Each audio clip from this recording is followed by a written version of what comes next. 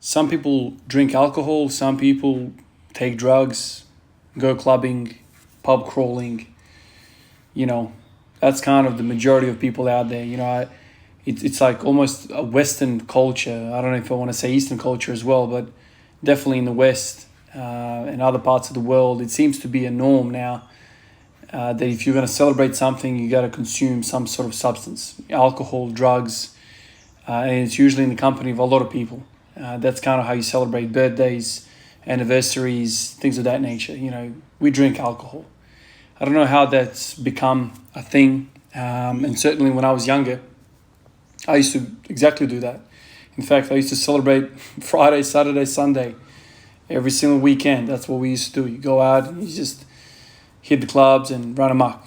Now that I'm 33, turning today, what you see on the screen here is what I like to do to celebrate my birthday. Nature, and the thing I love to do the most, and that's to train. I love training. Other than any other thing that I could be doing, that's what I like to do. The only other thing missing is my family and my friends. But even their absence, today's Friday here in Australia, my kids go half a day at school, it's a work day, all that sort of stuff. So it just happened to be that I was going to be alone today. And I was telling my wife this morning, it's a little bit weird that I'm going to go out and do this alone. It's my birthday. Usually it's a day filled with other people and my family and friends and whatnot. But the early start of this day, I decided to do this. My wife couldn't come along. I wanted my wife to come along and do the recording, but it just didn't pan out this way. My son's got a half day at school. And so here I am. My Evo, my squat, and nature. To get to this place, I drove something like 45 minutes. I went to a number of different locations before I found this one. So it was a nice little drive. I couldn't push the car like I wanted to through those winding roads and the country roads. When I say push, I'm not talking about time trials here. Just, spirited driving. But still, it was a very, enjoyable drive. Something that I don't do anymore ever since my kids were born, man. Like I've sort of completely, taken away or gone away from the whole car, enthusiast kind of lifestyle. We used to go cruising all the time, have lunch in the country somewhere and drive back all kind of together. I don't do that anymore. I like to spend most of my free time, and there's not a lot of it, training. And so what you see on the screen here is my version of meditation. Removing people, out of this picture here allows me to do something else, meditate. You can't really meditate in the presence of others. I mean, I certainly can't, because, when I'm around people, I don't like not talking, so this was meditation for me. And first time in my life, I can't remember the last time I spent a birthday portion of a day completely alone like this, on an outing. And it was enjoyable. It was really refreshing. It was a beautiful spot. This is in the Adelaide Hills. I don't even know where this place is. I just drove. I drove and I turned left, right, whichever way. And I found this little spot, not a very busy road at all. A tree, a whole bunch of trees around it, but I put my squat rack underneath this tree. Beautiful scenery, beautiful fresh air. It was around 27 degrees today. Birds singing, the whole forest thing. It's a beautiful thing. I was able to do 180 kilos for 7 sets of 5, which is a PR for me. The first set I did felt heavy. I'm not going to lie to you. It felt rather heavy. I don't know why I've been feeling like this now 2 days in a row. The 180 feels heavy, but pushing through it, it was kind of getting easier and easier as the sets kind of progressed. I don't know. I think the nature had a lot to do with me getting through the 5 sets and then finally getting to the 7th set. It was a beautiful thing. There was some traffic around and people were kind of like looking at me, what the hell is this guy doing?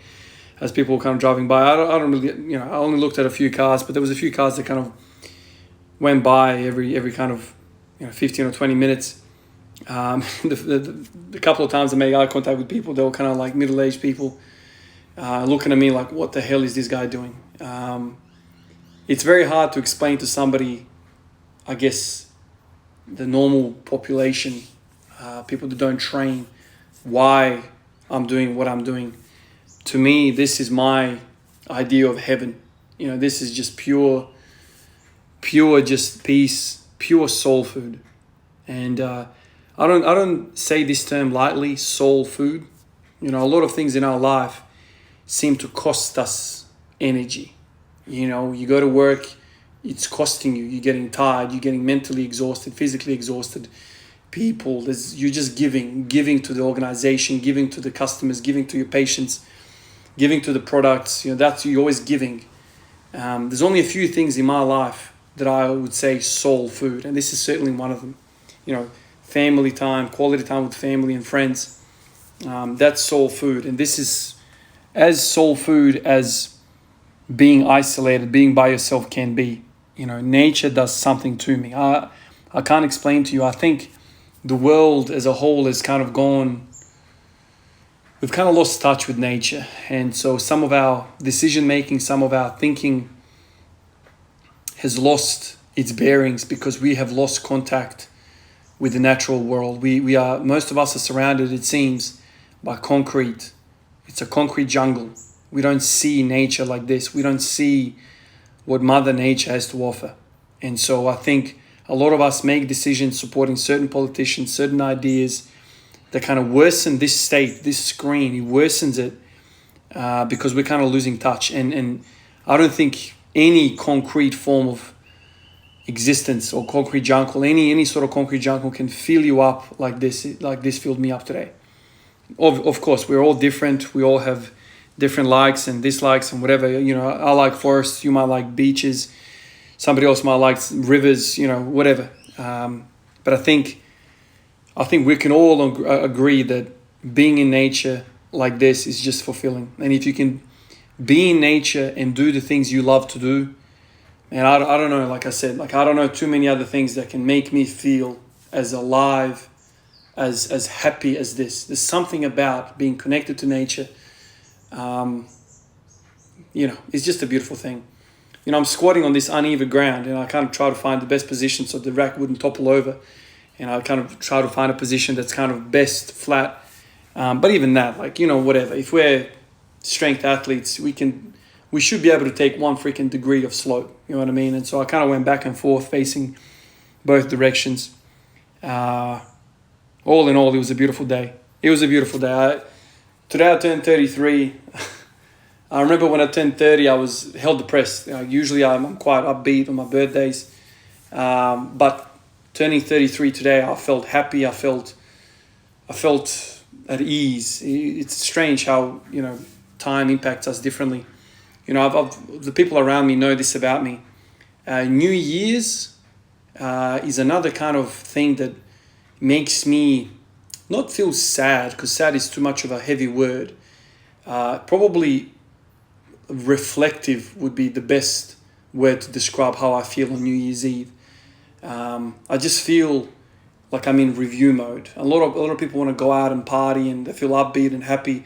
For me, I kind of just want to sit back and just not be alone, but be with only a few people and just reminisce on the year. Think about what I'm doing with my life. Whereas with birthdays, I feel quite happy. So it's really strange how my brain kind of processes all of this.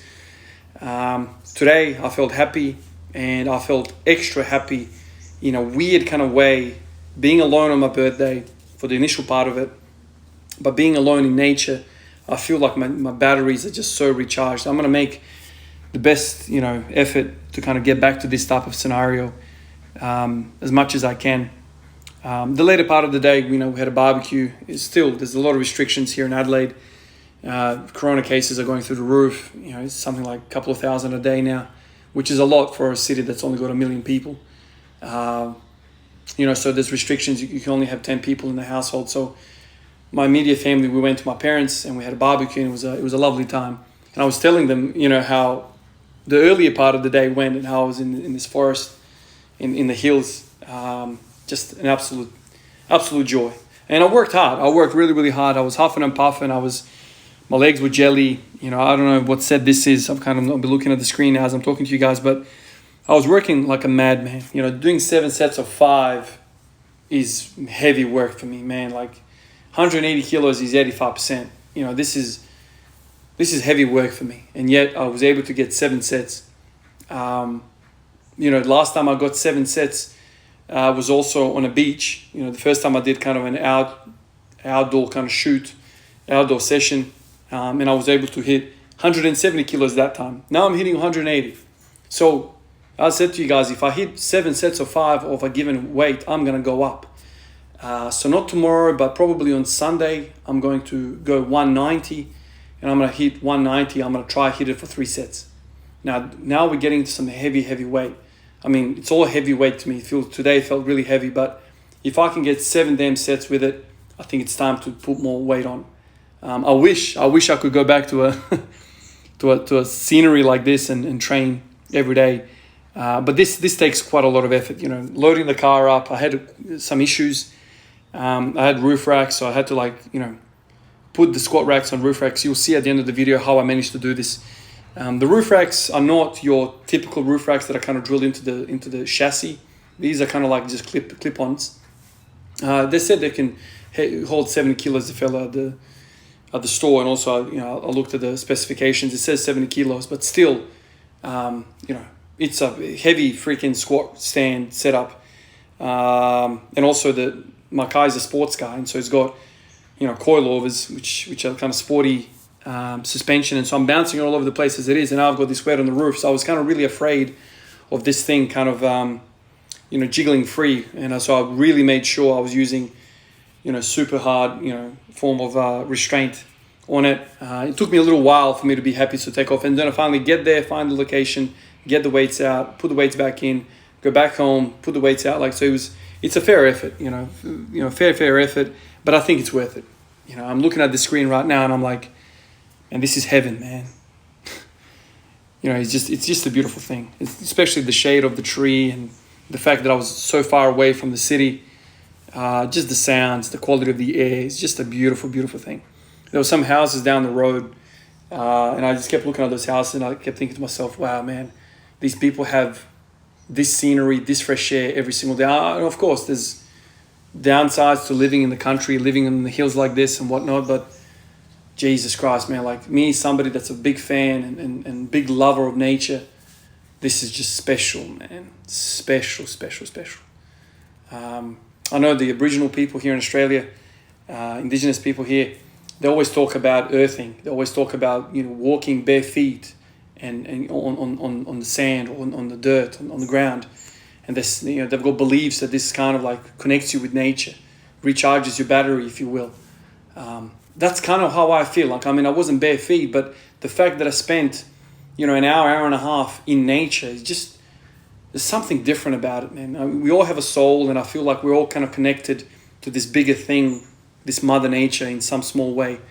It's a beautiful thing. You guys have been asking for a bit of a walk around with the Evo. I know this is not the thing that you guys were wanting, but here I just wanted to show the roof rack and how the car looks without the roof racks, and I think the next clip is you'll see how it looks like when I packed everything up and I put all the gear on. It kind of looks funny because it's an Evo with freaking, a whole bunch of hardware on top of it. But the whole time I was driving, from this place and back into the city, I kept thinking to myself, how many people actually know that I've got squat stands? It's a beautiful thing. I don't know, I'm just so proud, proud of what I'm doing. I'm proud of squatting. I'm proud of making these videos. I love spreading the message. I love talking to you guys, and I love the feedback that I get, and I love the whole community. It's just a beautiful thing. If I was driving down the road and I saw another car with squat stands on the roof, man, I'd be like, my man, these are my people, man. This dude is running around the whole place trying to look for a space to squat. I felt like a nomad running around looking for food, looking for a good place to kind of spend the night. For us, it's like we're driving around looking for a place to squat. I think it's a beautiful thing. Patreon. Once again, really, really appreciate you guys. There's 2 more names that popped up. And now that I'm saying this, I've forgotten to write it down on a piece of paper. It's been a long day.